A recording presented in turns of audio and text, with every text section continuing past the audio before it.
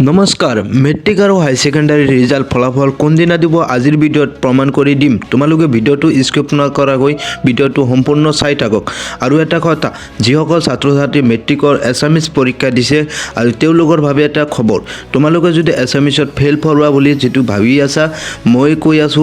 এছামিছত grace mark দিব কিন্তু কেনেধৰণে দিব এটো কথাও কৈ আছো যদি 20 মাৰ্ক ওপৰত পা তেনেহলে গ্ৰেছ মাৰ্ক দি পাছ কৰাই দিব আৰু তোমালোকে যদি 19 পোৱা তেনেহলে গ্ৰেছ মাৰ্ক দি পাছ কৰাই দিব নোৱাৰে কিন্তু কিয়নো তোমালোকক 19 পালে তোমালোকক গ্ৰেছ দিব নোৱাৰে এনেকুৱা গ্ৰেছ নেদেই কিন্তু 20 পালেও কিবা কিবি টান কৰি হলে দিব কিন্তু তোমালোকে চিন্তাত আছা যে 20 নাপাং নি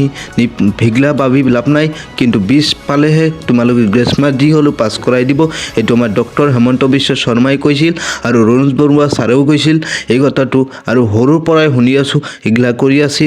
এতিয়া 20 এপ্ৰিলৰ মেট্ৰিক পৰীক্ষা দিব নেকি 20 এপ্ৰিল যোৱাবাৰ কিন্তু 2024ত 20 এপ্ৰিলৰ মেট্ৰিক পৰীক্ষা দিছিল সেইকাৰণে কিন্তু 2025তে 20 এপ্ৰিলৰ মেট্ৰিক পৰীক্ষা ঘোষণা নকৰি হাই ছেকেণ্ডাৰী পৰীক্ষাৰী ছাত্ৰ ছাত্ৰীসকলৰ কিন্তু পৰীক্ষা বেয়া হৈছে ইংৰাজী পৰীক্ষা বেয়া হৈছে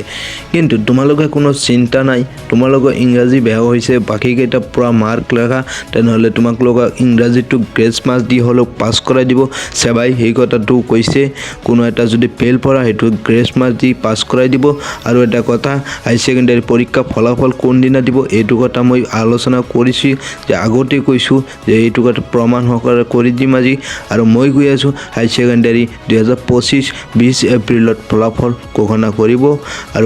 আৰু একবাৰ গৈ আছো হাই ছেকেণ্ডাৰী ৰিজাল্ট 20 এপ্ৰিলত ফলাফল ঘোষণা কৰিব আজিৰ ভিডিঅ' এইখিনিতে সমাপ্ত কৰিলো